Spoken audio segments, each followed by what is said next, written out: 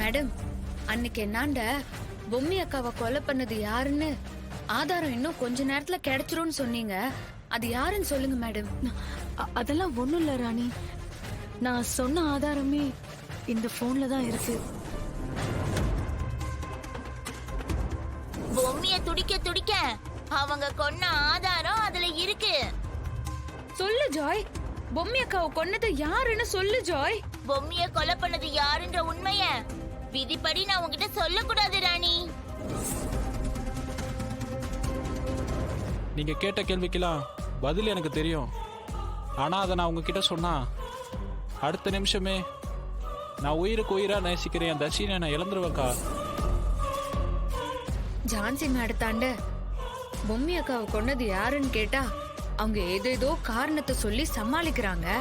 அதுக்கப்பால மாமாவண்ட கேட்டாலும் சம்பந்தமே இல்லாம ஏதேதோ சொல்லி என்னண்ட உண்மைய சொல்லவே மாட்டாங்களே. தோ இப்போ ஜாயாண்ட கேட்க சொல்ல அது என்னமோ எங்க பூதலோகத்து விதின்னு சொல்லி சமாளிச்சிச்சு. ஆதி தம்பியாண்ட கேட்க சொல்ல எனக்கு தெரிஞ்ச உண்மைய சொன்னா தர்ஷினிய கொன்றுவாங்கன்னு பயப்படுறாரு. இப்படிதான் அந்த உண்மைய கண்டுபிடிக்கிறது.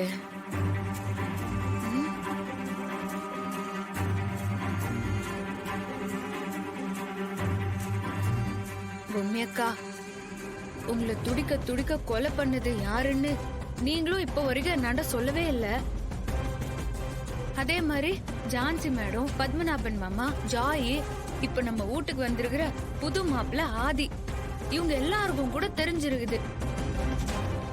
ஆனா யாருமே என்னாண்ட அந்த கொலைகார பாவிங்களை பத்தி ஒத்த வார்த்தை கூட சொல்லல.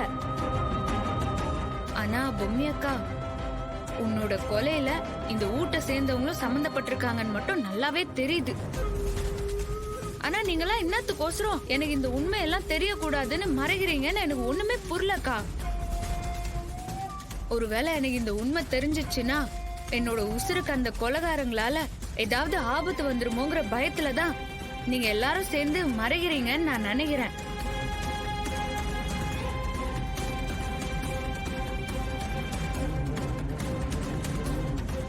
அக்கா, இப்ப சொல்றேன்க்கா, உன் போட்டோ முன்னால நான் நின்னு சொல்றேன். இந்த ராணி இப்ப முடிவு பண்ணிட்டேன்.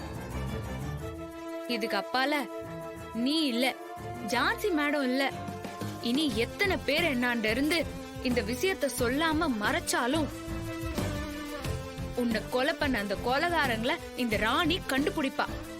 இது உன் மேல சத்தியம்க்கா.